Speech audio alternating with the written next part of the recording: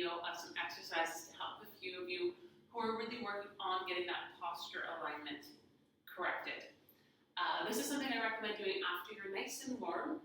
It's only going to take a few minutes, but you can cycle through it twice and you can do it a few times a week. It should only take a few short minutes, but hopefully it'll have a big benefit. The first exercise we're going to do is a runner's lunge. So for the runner's lunge, you want to get your feet wide apart, toes both facing forward, and bending that front knee. From here, you're going to square your shoulders to the ground, bend to the front, and then stand up. Let's do 8 of these aside, hinging forward, standing up. I'm just going to change my angle so you can see both of my toes are going straight towards the camera. Forward and up. You should feel lengthening in your lower back, and that this front leg, the glute and the hamstring, are doing a lot of the work to help you stand up. Think about pushing the front leg into the floor. 2 more this side. 1 and 2. So I'm going to go to the other leg. I'll do all these ones facing this direction. So you can see my front leg is bent, my back leg is fairly straight, and I'm squaring my hips to be forward, squaring my shoulders forward. Bending over and straightening up.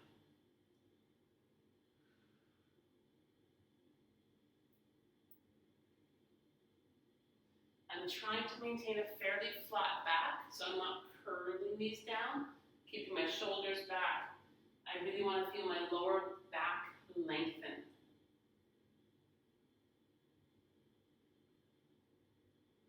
3 more. 2.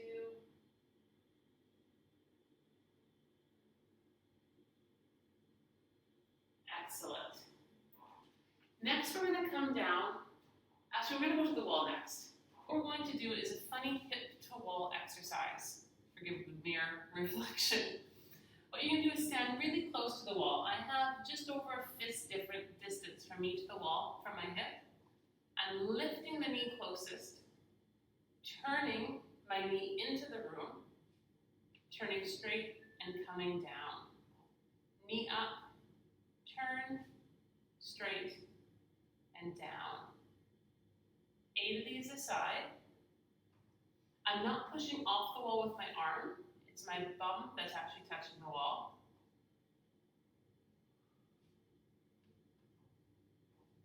I'm trying to strengthen part of my glute here. Good. And then the other leg. So I'm going to have my imaginary wall on this side. You can just turn around. Knee up. Turn it into the middle of the room. And back down. So you can do this one freestanding as I am, but the benefit of using the wall is you know that you're poking your butt out that far, and you're having to push off the wall just a little bit to return to center, and that's going to activate that muscle even more.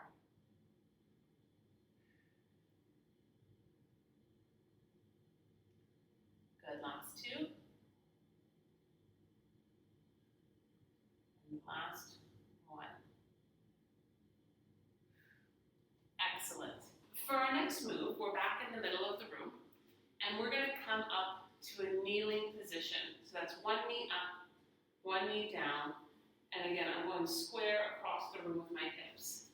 And all we're going to do here is we're going to push our hips forward, and then stand up straight. Forward, straight. Sort of a crunch motion.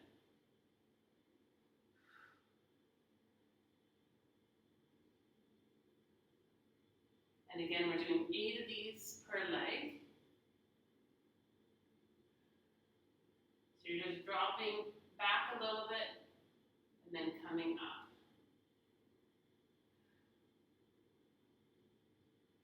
Good, and you should be feeling this in that glute as well.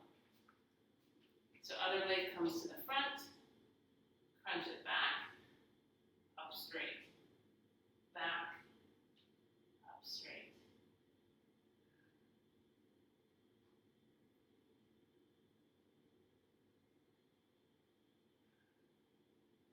last 3.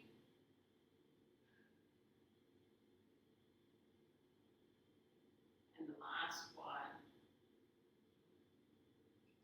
Excellent. We're now on the floor. And I'm going to take my shoes off because I want my socks sliding on the floor for one of our next moves. If you rather keep your shoes on or you have carpet, a great thing is like a Tupperware lid. You can put on the ground, you put your heels on it, and they slide around just great. So what we're going to do first are heel slides. So we're going to just lie back, full back pushed against the floor. This is the most important part. You're turning your pelvis so that your whole back is on the floor and nothing fits under there.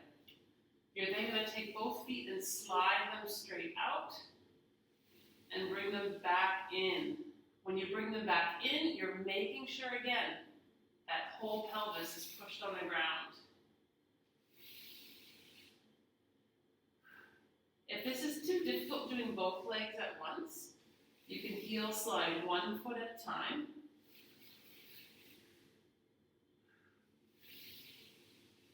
Really feel that core activate when you pull your heels back in. It should feel like it sinks to the floor, belly button to your spine. Let's do 2 more. 1. And 2. Good. With our feet in here now, we're going to sit and hold up a crunch.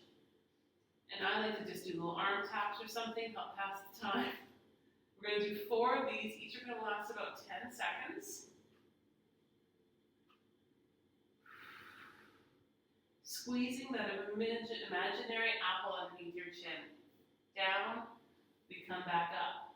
1, 2, 3, 4, 5, 6, 7, 8, 9, 10. And down. 2 more. Think about pulling that belly button in.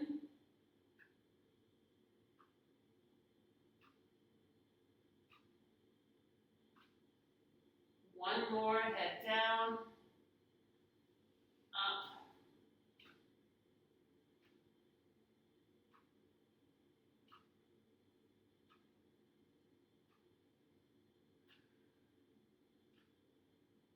Good, and down. I want to do 2 last exercises. The first one is simple bridge. So you bring your heels in a little bit closer. I like to be able to just touch them ideally.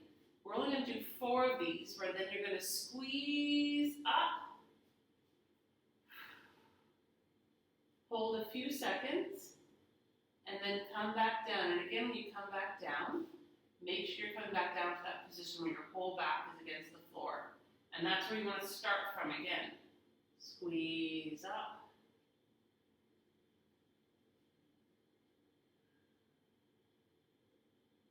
And down.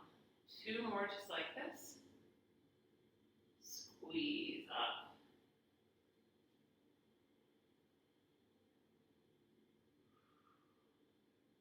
And 1 more. Squeeze.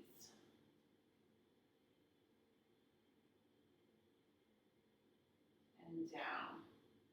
Then the last exercise we're going to do is dead bug.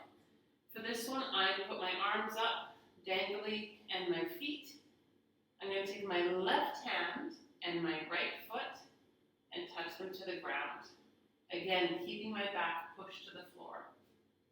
And then switch. Other side, switch.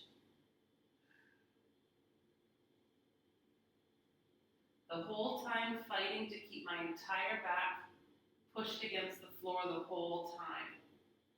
So in this way, we're lengthening our lower back, and we're also engaging our core. Each leg 4 more times. 1, 2,